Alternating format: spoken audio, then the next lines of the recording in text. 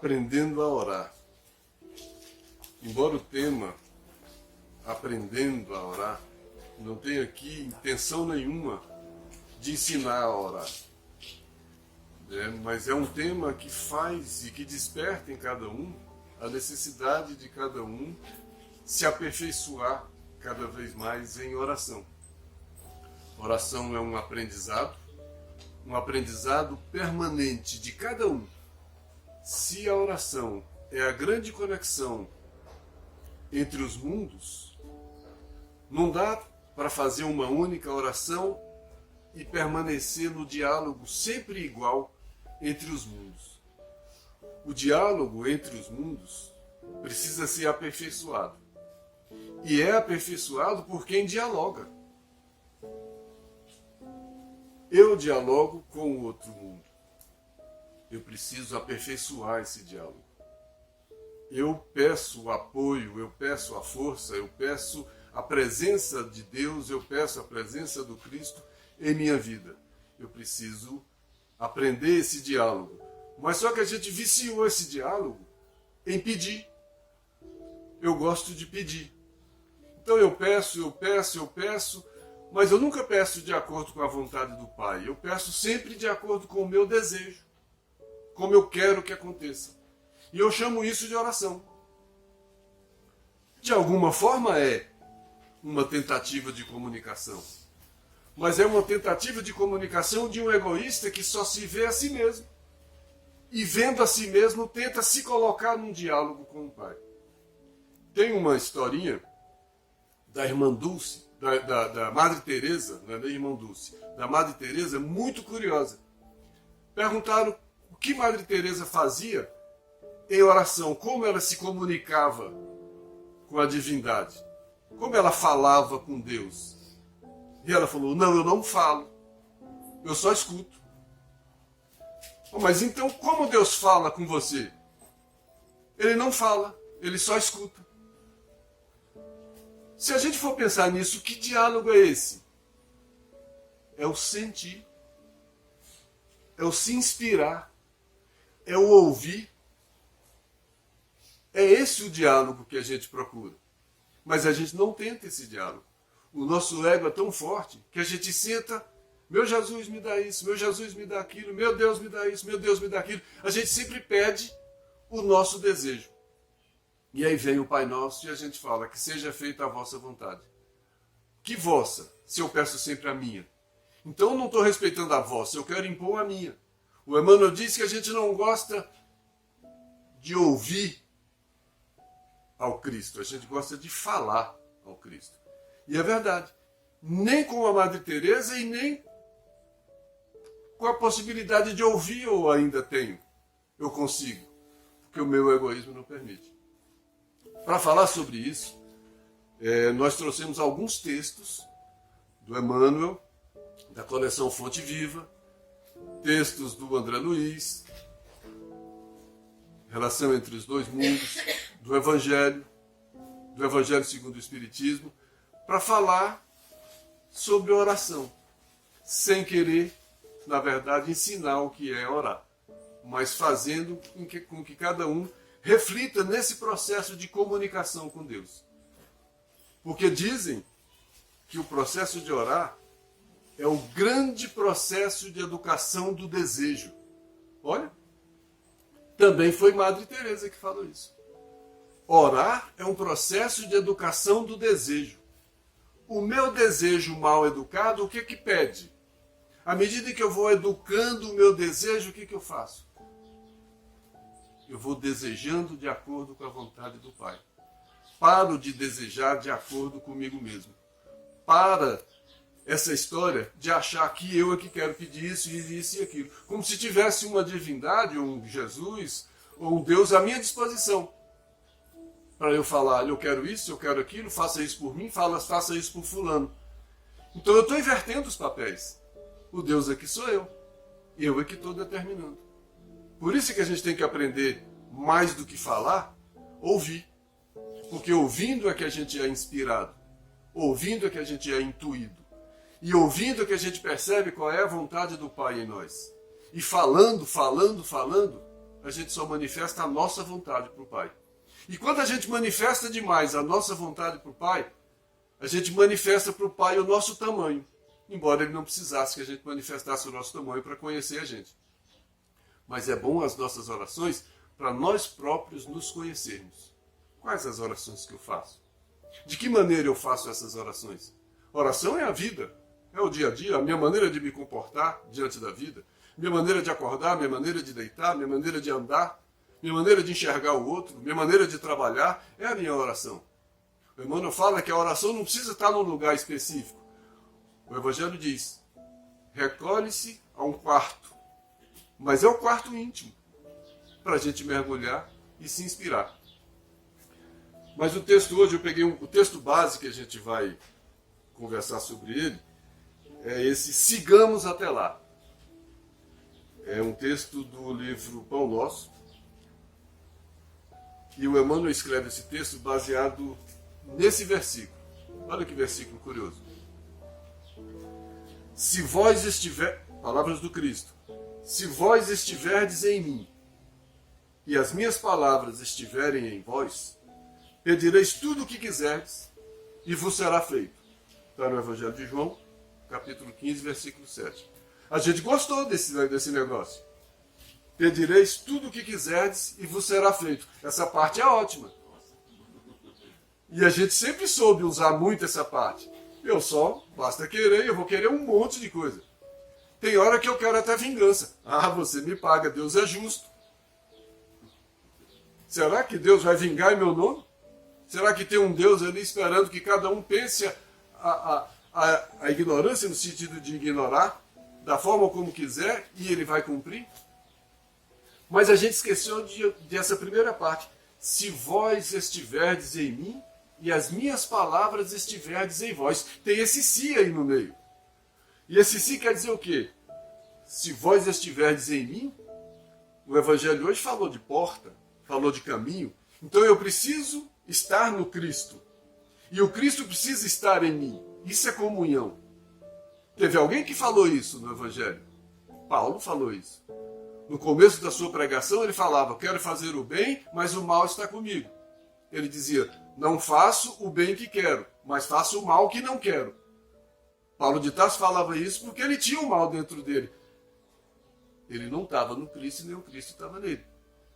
Porque tinha um egoísta, tinha um orgulhoso, que perseguia cristãos, que fazia um monte de coisas de acordo com a sua própria vontade.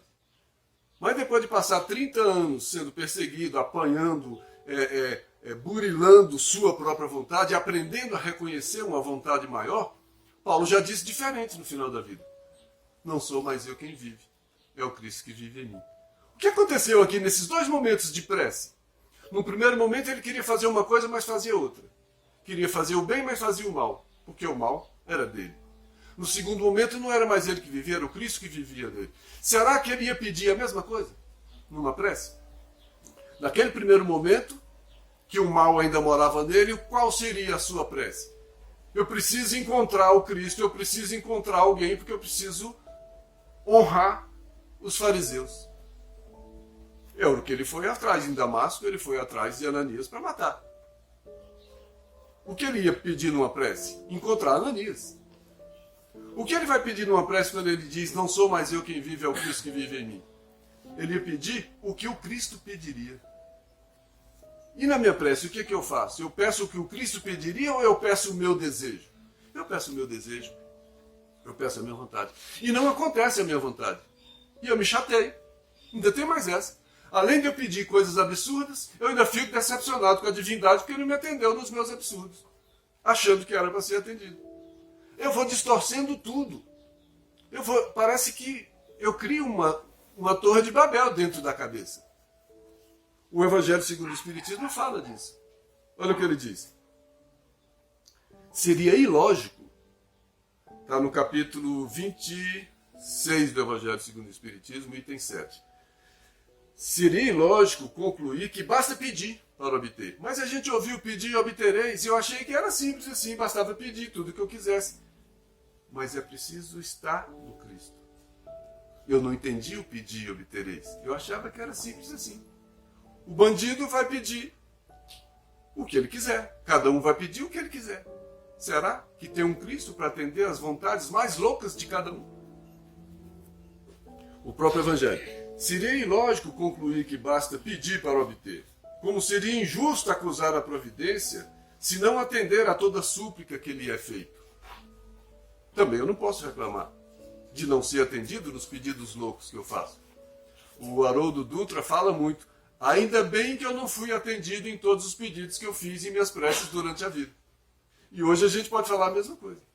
Se eu tivesse sido atendido em todas as preces que eu já fiz, eu teria cometido maiores loucuras do que as que eu cometi. Ainda bem que me conhecem. Ainda bem que sabem do que eu necessito. Ainda bem que sabem que a minha vida não se resume nesse espaço de tempo que eu vivo agora.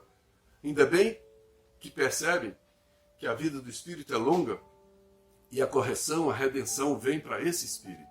Não é para a vontade individual da personalidade que vive nesse momento. Não é a personalidade, é a individualidade, é o indivíduo, é a inteligência individualizada que precisa ser modificada. A personalidade, quem cultua e quem cultiva a personalidade é o ego. Essa a religiosidade não cultiva. Olha o texto como é que o Emmanuel diz em relação a isso. Na oração dominical, foi falado aqui outro dia, na oração dominical, Jesus ensina aos cooperadores a necessidade de observância plena dos desígnios do Pai. Seja feita a vossa vontade. É ensinado isso. Sabia o mestre que a vontade humana é ainda frágil e que inúmeras lutas rodeiam a criatura até que aprenda a estabelecer a união com o divino. O que ele está dizendo aqui? Sabia o mestre que a vontade humana é ainda muito frágil. Por que a vontade humana é frágil? Porque ela é vencida pelos desejos. A minha vontade é frágil porque eu não cumpro a vontade do Pai em mim, porque eu nem sei. Porque a minha consciência eu abafo e não percebo claramente qual é a vontade do Pai em minha vida. Eu procuro em minha vida fazer a minha própria vontade. Mas isso é de longe, isso é desde Adão. O orgulho, a vontade própria da desobediência para seguir seu próprio caminho. Eu como da minha maçã a todo momento. Eu não tento perceber qual é a vontade do Pai em minha vida. Eu só fico cultivando a minha própria vontade. E dentro da minha própria vontade eu começo a fazer minhas preces e as minhas orações exigindo do Pai a realização dos meus desejos. A vontade humana é muito frágil. E o que fragiliza a vontade humana é o orgulho, é o egoísmo, é a vaidade, são os desejos. Eu não aplico a minha vontade naquilo que é mais necessário. Quando for oferecer um alimento para o Cristo, na época que ele estava fazendo as pregações, ele mesmo disse: o meu alimento é fazer a vontade do Pai e cumprir a sua obra. De mim mesmo, eu não tenho nada. Como é que uma pessoa como Cristo diz: de mim mesmo eu não tenho nada, que o meu alimento é fazer a vontade do Pai? E eu falo a todo momento que o meu alimento é fazer a minha própria vontade. Aliás, o próprio alimento é a minha própria vontade. Porque eu reduzo muito a minha vida no alimento, no sexo, na procriação, na diversão. Então a minha vontade circula em torno de mim mesmo, do meu ego. E eu uso a prece para pedir, para realizar essas vontades que eu tenho. E não procuro utilizar a prece para aperfeiçoar essas vontades. Eu não entro em conexão com o mundo maior para receber inspiração desse mundo maior para aprender a pedir. Que se cumpra a vossa vontade. Porque o próprio Cristo ensinou no Pai Nosso. Tem um trecho, esse trecho, se estiverdes em mim e as minhas palavras estiverem em vós, está no Evangelho de João, capítulo 15, versículo 7. Eu voltei um pouquinho no versículo 4 e olha o que o João disse. O Cristo falando: permanecei em mim e eu permanecerei em vós. Assim como o ramo não pode produzir fruto de si mesmo, se não permanecer na videira, assim também nenhum de vós, se não permanecerdes em mim. Então nós somos ramos dessa videira. Olha a onipresença, a onisciência de Deus. Olha alguma coisa de fluido, que é a presença em todos nós, que dá a onisciência, que dá a onipresença divina. Então nós somos ramos dessa videira, então não é a nossa vontade. Eu não sou um ramo de uma videira que vai produzir abacate, porque eu tenho vontade de produzir abacate. E se eu abrir mão do tronco da videira, eu não recebo a seiva da videira. O galho morre. Não adianta o galho querer fazer a sua própria vontade e produzir outro tipo de fruta. Porque tem uma vontade maior aí. É um ramo de uma videira. Por isso, se permanecerdes em mim, e por isso, se não permanecerdes em mim. Quando eu não permaneço em mim, eu sou um galho de uma videira que se revolta contra a videira e quer fazer a própria vontade. Não quero ser mais uva. Vou ser outra coisa. Eu, como galho, não percebo qual é a vontade do Pai em minha vida. O meu orgulho faz com que eu procure ou crie as minhas próprias vontades. E faz a gente refletir sobre isso. E no texto de hoje, o Emmanuel volta. A lição da prece foi sempre interpretada pela maioria dos crentes como recurso de fácil obtenção do amparo celestial. Sabemos disso. Todos nós sabemos que a prece toda a vida foi utilizada como obtenção de recurso fácil de amparo celestial. Meu Deus, me dê isso. Meu Deus, me dê aquilo. A coisa apertou. Meu Deus, me dê isso. Meu Deus, me dê aquilo. Como se fosse assim para resolver as coisas. Mas deixa o Emmanuel continuar esse assunto para a gente ver como é que ele vai colocando. Muitos pedem determinados favores e recitam maquinalmente as fórmulas verbais. Quantas preces prontas. Quantas preces que a gente faz decoradas. As mesmas, sempre. Que não saem, que não brotam, que não criam uma conexão. Mas não é uma conexão. Não é uma religação. Como é que eu vou me religar com aquilo que eu não estou ligado e que não tento me ligar? Se a ligação se encerra em mim, eu estou em circuito fechado. E o meu circuito fechado sou eu circulando em torno de mim mesmo. Se eu não quebro esse circuito e ligo esse circuito mais alto. Orai e vigiai. Vigiai e orai. Eu vigio o homem velho para que ele não permaneça sempre, indefinidamente o mesmo. E eu oro para receber inspiração para construir um homem novo. Porque se eu não receber do alto alguma inspiração melhor do que eu vou girar em circuito fechado. Eu vou sempre pensar como eu sinto, vou sempre agir como eu penso, vou sempre ser o que eu sempre fui. Por isso que a gente estaciona. A gente às vezes fica sempre o mesmo. Durante tempos e tempos, ou décadas, ou reencarnações, a gente é o mesmo. Porque a gente gira em circuito fechado, dentro do orgulho, dentro do egoísmo, dentro da vaidade. A gente não recebe nada melhor do que nós mesmos, porque a gente acha que a gente se basta. E tem muita gente que acha que se basta. Gira em torno de si mesmo. Amar ao próximo como a si mesmo, enxergar o próximo. Como é que eu posso enxergar o próximo se eu giro só em torno de mim mesmo? Olha como essas coisas todas têm conexão umas com as outras. Um outro texto de um outro livro, Via de Luz, guardemos o ensino. O Emmanuel estava dizendo aqui, a lição da prece é interpretada como favores fáceis. Agora ele está dizendo, guardemos o ensino. Então tem um ensino em relação a essas coisas. Olha o que ele diz. A maioria não pretende ouvir ao Senhor, e sim falar ao Senhor. Qual se Jesus desempenhasse simples função de pajem, subordinado aos caprichos de cada um. São alunos que procuram subverter a ordem escolar. Mas não é o mestre, não é o guia, não é o modelo. E por que eu não ouço? E por que eu não sigo? E por que sou eu que sei? E por que eu não escuto, só falo? Quem só fala de si. Como eu preciso vigiar e orar, e nesse orar eu recebo inspiração melhor do que eu, além de mim, eu preciso nessa relação criar um mecanismo de inspiração. Olha a Madre Teresa, não, eu não falo, eu só escuto. E ele também não fala, ele só escuta. Então é uma relação nova, é uma relação de troca de frequência, porque eu paro, eu calo as preces nossas dentro do Espiritismo, a gente sempre fala, vamos agora parar, todo mundo, concentrar, acalmar o coração, acalmar. É verdade. A gente precisa acalmar esse mundo que gira dentro da gente. Para ele acalmar os nossos desejos, a conta, o filho, a dificuldade, os problemas do mundo. O Cristo falava, eles ficam indo e vindo e não tem tempo de se alimentar. Parece não.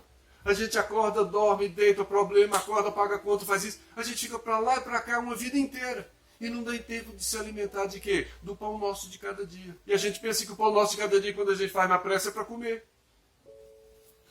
É esse pão que alimenta, que me transforma, que transforma a minha oração numa educação do meu desejo. E aí, se quando eu comecei a orar, o meu desejo era vingar de fulano porque ela me fez mal, e se Deus quiser você vai pagar por isso, daí a um tempo, se eu eduquei meu coração, se eu me eduquei, se eu criei uma relação nova com a prece, eu já falo do perdão, eu já dou a outra face, eu já compreendo. Aí a minha relação com a prece muda, não é mais de cobrança. E tem gente que cria uma intimidade, que começa, não, eu reclamei porque eu pedi e não ganhei. Essa é a nossa relação humana, mundana. Relação com divindade não é assim. Nós precisamos absorver essa inspiração. E para absorver essa inspiração, a gente precisa abrir espaço, fazer silêncio interior, calar um pouco os desejos, calar um pouco o egoísmo, para ouvir. E tem todo, quem já leu a obra de André Luiz sabe que tem todo um mecanismo, tem todo um exército de luzes espirituais a nos inspirar no dia a dia, que fazem a nossa sintonia. A minha raiva, o meu orgulho me dá uma sintonia, mas a minha prece também me dá uma sintonia. E eu posso viver no momento de concentração recebendo sempre inspirações novas. Aí eu não vou subverter a ordem. Eu não vou estar querendo ensinar o professor. Eu vou ouvir do mestre os ensinamentos do mestre. Onde é que estão os ensinamentos do mestre? O Evangelho está aí cheio de ensinamento. Aqui mesmo é um, se estiverdes em mim e as minhas palavras estiverem em vós, pedireis o que quiseres. Eu só escutei o pedireis o que quiseres. Mas eu não me preocupo em estar no Cristo e permitir que o Cristo esteja em mim. O Cristo não pode estar na minha vingança. O Cristo não pode estar no meu orgulho. O Cristo não pode estar na minha vaidade. O Cristo não pode estar no meu desejo de ganhar na loto. E tudo a gente fala, se Deus quiser, se Deus não sei o quê, tudo bem. É importante a presença de Deus no pensamento. Mas ficar usando o nome de Deus a todo momento para os meus desejos inferiores, na maioria das vezes. É melhor transformar os desejos inferiores em desejos maiores. Não que seja desaconselhável usar o nome de Deus, mas não em vão. Os judeus evitam. E a gente fica usando esse nome de Deus com a nossa lógica, trazendo a divindade ou trazendo Cristo para a nossa lógica. Não é ele que tem que vir, sou eu que tenho que ir. Por isso o título do texto do Emmanuel é Sigamos até lá. Sigamos até onde? Sigamos até o Cristo.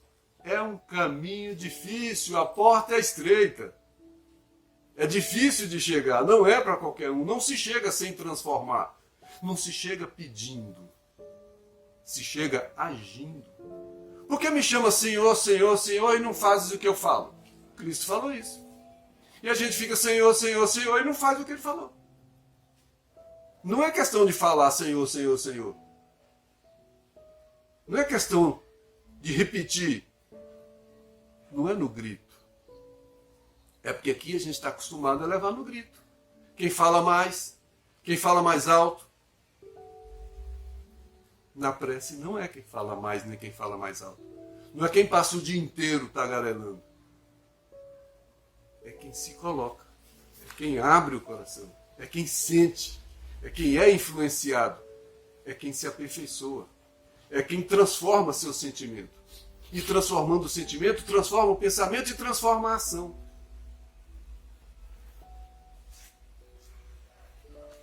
O Emmanuel continua no texto. Certamente essas pessoas, nós, não podemos receber imediata satisfação aos nossos caprichos. E ele diz por quê? Porque no estado de queda ou de ignorância, o espírito necessita, antes de tudo, aprender a submeter-se aos desígnios divinos a seu respeito. Então, certamente eu não vou receber tudo o que eu peço. Por quê? Porque no meu estado de queda, de espírito imperfeito, e no meu estado de ignorância que eu tenho, eu vou pedir um monte de besteira. E o Cristo não vai atender aos meus caprichos. O meu menino não pode me pedir um monte de coisa que eu não vou dar. Porque eu estou nesse estado de queda, nesse estado de ignorância. Aí o Espírito necessita, antes de tudo, não que sejam atendidos os seus caprichos. Ele precisa, antes de tudo, aprender a submeter-se aos desígnios divinos a seu respeito. A seu respeito. Olha aqui esse a seu respeito. Então tem um desígnio divino a respeito de cada um. Somos iguais, mas iguais com unidades diferentes. Cada um tem uma necessidade. Eu, como um espírito orgulhoso, eu tenho a necessidade de passar por algumas para ver se eu aprendo a me libertar desse orgulho. Que se me der todas as condições de poder, de dinheiro, eu não vou perder esse orgulho nunca. Então, muitas vezes, algumas situações que a gente passa são instrumentos de nossa libertação. Por isso é a seu respeito. O que cada um passa é a vontade do Pai a seu respeito. Quando diz a seu respeito, cai por terra a inveja. Por que eu vou invejar a sua vida? A sua vida é o a seu respeito. É a vontade do Pai a seu respeito. Mas a vontade do Pai a meu respeito diz a ver com a minha história de espírito. É besteira a gente ficar comparando a história de espírito uns dos outros. Que cada um cumpra seu papel. E é preciso compreender a vontade do Pai a nosso respeito. É talvez um dos maiores desafios do homem. Compreender a vontade do Pai a seu respeito. E está na oração que o Cristo ensinou. Pai nosso, porque o Pai é de todos nós. Porque é esse Pai que tem a ver com o Criador, não com o Pai com paternidade. É o Pai Criador, que está em tudo, que está em todos. Esse fluido de amor, que é onisciente, onipresente, porque está em todos. Porque Ele está em todos, faz de nós irmãos. Por isso Pai nosso. Porque nos faz iguais, com necessidades diferentes. Que estais nos céus? Que céus? Há muitas moradas na casa do Pai. Venha a nós o seu reino. Onde é que está o reino de Deus em cada um? Não é um reino para todos. É um reino que cada um constrói no seu coração. Quando eu falo, venha a nós o vosso reino, eu estou pedindo para ele vir para esse reino aqui. Como é que vai fazer esse reino? Um reino de orgulho? Um reino de egoísmo? Um reino de inveja? Para ele vir para esse reino, eu preciso estar no Cristo e o Cristo precisa estar em mim. Senão o reino de Deus não está no meu coração. Então não adianta eu falar, venha a nós o vosso reino, se eu não preparo esse reino. Porque o reino é no coração. É na consciência, no coração. Eu é que construo esse reino. Então eu vou construindo esse reino. Não é templo de pedra que o Emmanuel fala. É esse templo interior. Aqui é o reino de Deus. Cada um tem em construção o seu reino de Deus. Quando a gente fala, venha a nós o vosso reino, vem a inspiração, vem a intuição para eu construir esse reino dentro de mim. Eu estou me abrindo para receber. Sem saber o que eu estou pedindo. Eu estou pedindo que ele venha. Mas se o ar vem, o fluido vem mais ainda. Porque o fluido é como o ar. Então quando eu respiro, ele vem ao seu reino. Quando eu penso, ele vem ao seu reino. Quando eu sinto, ele vem ao seu reino. Mas quando eu sinto ódio, qual é o reino? Quem vem a esse reino? Então eu preciso estar no Cristo para o Cristo estar em mim. Senão não tem o reino. Senão é o reino do eu sozinho, o reino do orgulho, que o homem sempre fez na terra. Esses reinos que matam, que escravizam, que a gente conhece ao longo da história. Então venha a nós, ao vosso reino, me ajude a construir o seu reino dentro de mim. Me inspire, me intua, para eu me transformar, para eu fazer daqui o seu reino. Mas seja feita a vossa vontade. Não sou eu que sei exatamente o que eu preciso. E se não sou eu que sei exatamente o que eu preciso, e tem alguém que domina a história do Espírito, eu preciso compreender qual é essa vontade. E compreender essa vontade é o meu grande desafio.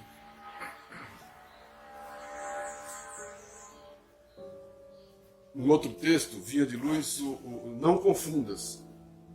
Quase sempre os devotos não pedem mais do que a satisfação egoística no culto comum, no sentimento rudimentar de religiosidade. Nós temos um sentimento rudimentar de religiosidade. Nós somos pouco além dos indígenas. Porque é um rudimento de espiritualidade. Porque eu e o Pai não somos um, como Cristo falou.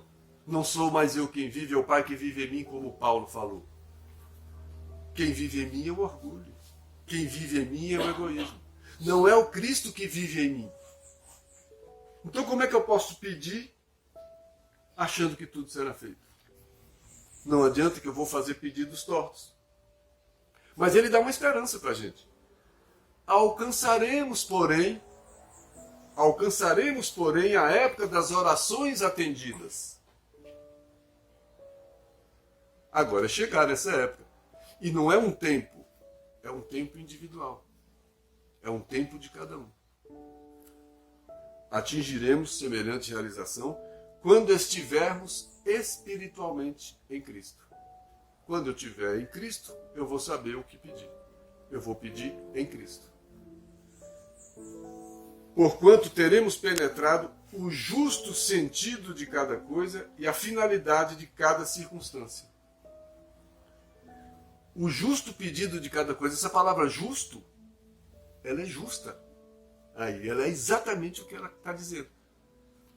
O justo sentido de cada coisa.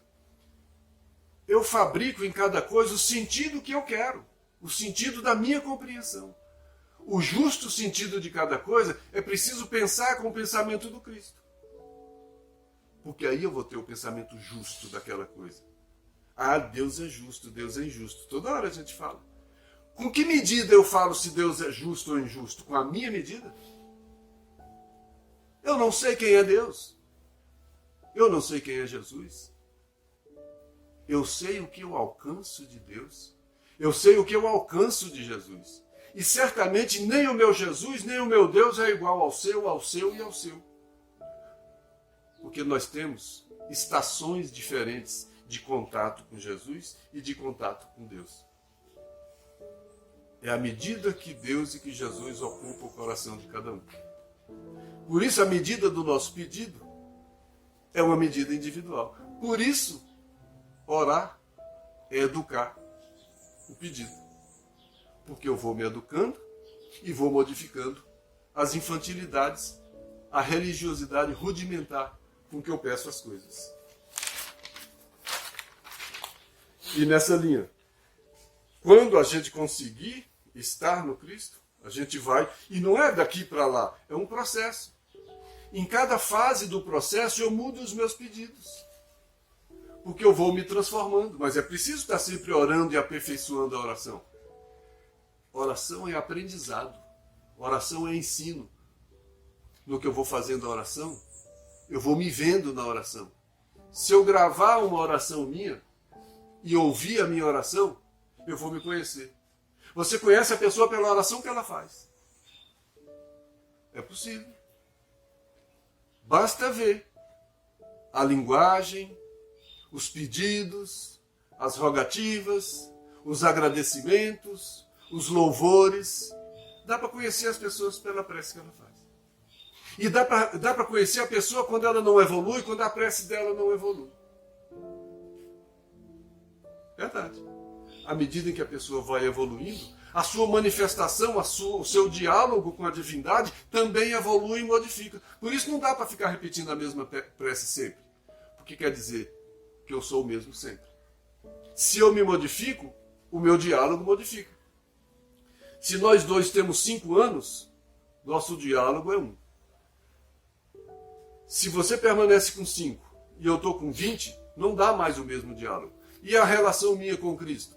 É um adulto e uma criança. Quem tem que modificar é a criança que vai crescendo. Ela vai crescendo e vai modificando o diálogo. Quando eu também tiver adulto, o meu diálogo vai ser diálogo de adulto. Mas eu preciso reconhecer que o meu diálogo hoje é infantil. Agora, não é porque eu reconheça que o meu diálogo é infantil que eu vou falar, não, vou parar de dialogar. Não, é claro que não. A prece é fundamental. Só que eu preciso desenvolver essa relação de comunicação. Não estacionar. E desenvolver essa relação de comunicação é me desenvolver. É criar esse processo de educação dos sentidos. De educação do sentimento. À medida que eu... Espíritas, amai-vos, espíritas, instruí-vos. Espírito de verdade. À medida que eu me instruo e à medida que eu aprendo a amar, minha oração modifica. Então a oração reflete. É uma síntese. É uma súmula do que eu sou. Falar isso para quem não gosta de fazer oração de público é um perigo. Quem vai falar, eu não vou me entregar não vou falar mais não. Mas é necessário que a gente se manifeste. No quartinho íntimo, em casa, na intimidade. Por isso eles falam ao amanhecer, ao adormecer. Ao amanhecer, eu estou vindo de lá para cá para enfrentar mais um novo dia nesse mundo material. Me ajude, me inspire, me fortaleça, para que eu tome as decisões adequadas e apropriadas nesse dia que eu vou viver. E eu vou dormir. Me ajude, eu já estou de volta, vou fazer um passeio agora à noite nesse mundo espiritual, aprender. Me ajude para que eu não vá para os caminhos dos meus sentimentos. Que se os meus sentimentos forem inferiores, na libertação temporária do espírito, eu vou procurar esses espaços inferiores. E eu preciso, no sono, me educar. Andar por ambientes mais educados. E essa oração, ao final, é fundamental. Eu vou assistir um filme de terror e vou dormir. Ó, que oração que eu fiz para dormir? Um filme de terror. Louco. Feito comercialmente. Para impactar, para isso, para aquilo. E desperta em mim todos os sentimentos umbralinos e de mundos inferiores que eu trago dentro de mim. Sabe lá o que eu vou despertar em mim.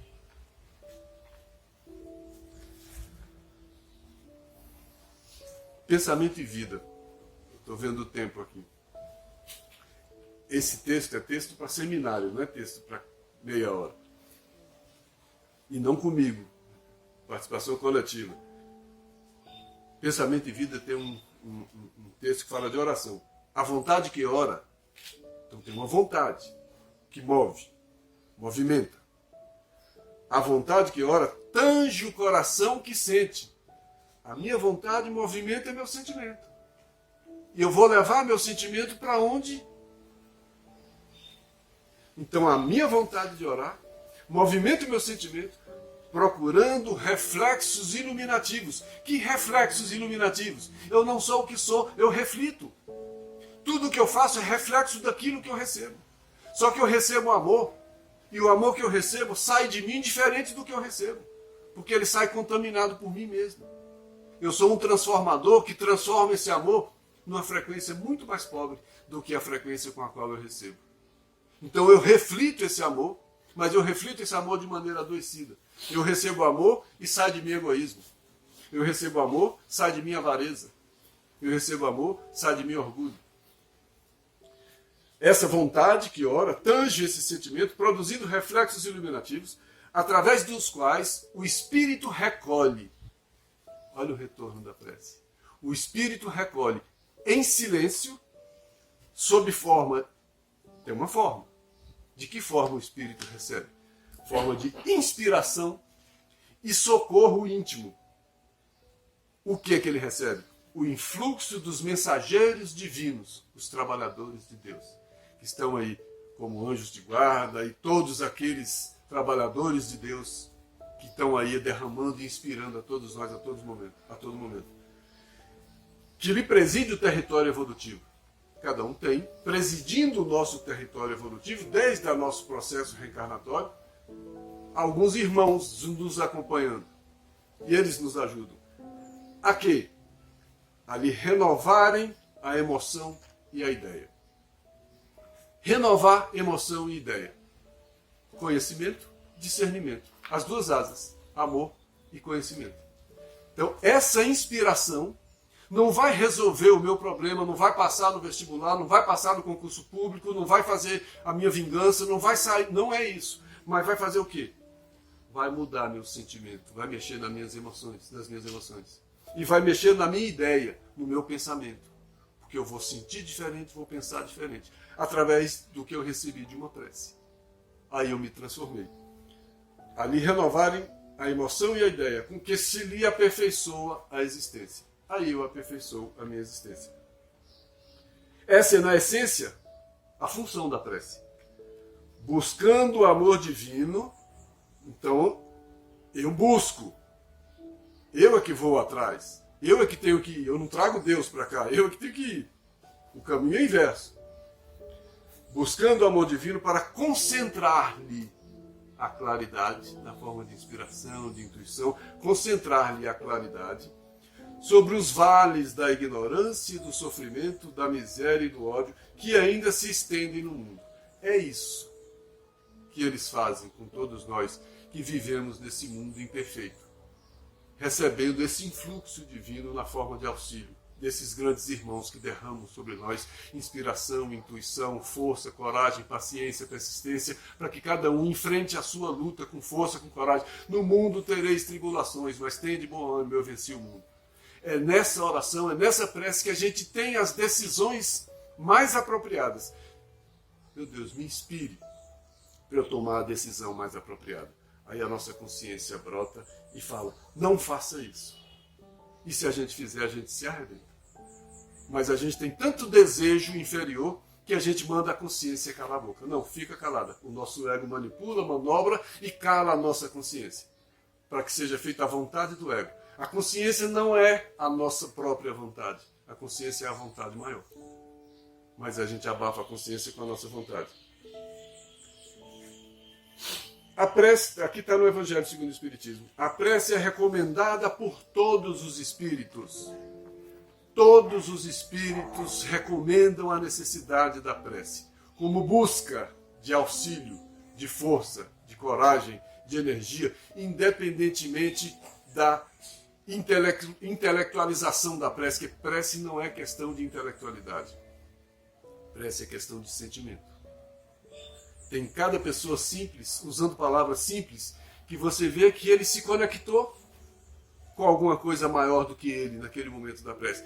Isso aí não é de fulano, não que você está diminuindo a pessoa, mas você sabe que ele está trazendo coisas ali que são de inspiração. E tem gente que articula, vai no vocabulário, vai no dicionário procurando palavras difíceis para ensaiar uma prece, e faz uma prece e você fala, poxa, vazia.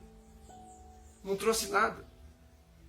Trouxe palavras colocadas humanamente, racionalmente.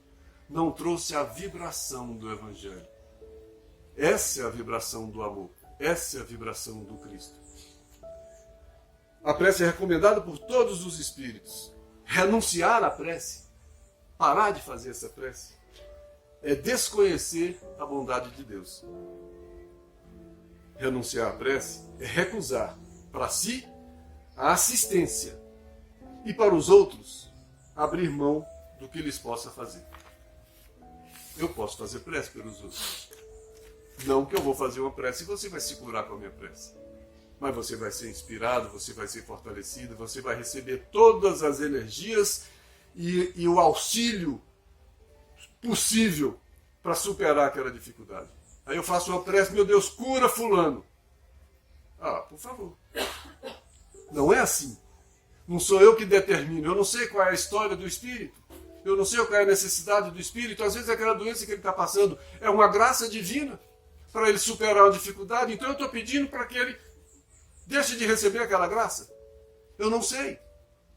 Então eu peço, meu Pai, derrame sobre fulano essas bênçãos. E esse mesmo Pai que derrama sobre todos os fulanos essas bênçãos, está derramando sobre nós nesse momento essas bênçãos. Que cada um possa retribuir e fazer da oração um processo de crescimento, um processo de aperfeiçoamento do desejo. Eu não posso ficar sempre com os mesmos desejos inferiores e jogando esses desejos inferiores em uma prece e ficando decepcionado porque as minhas preces não são atendidas. Eu preciso abrir esse coração para receber alguma coisa maior do que eu, alguma coisa além de mim, que me inspira, que me intui, que me fortalece, que me faz enfrentar esse mundo. Que Deus nos abençoe e que cada um receba sempre esse influxo de amor que vem do alto.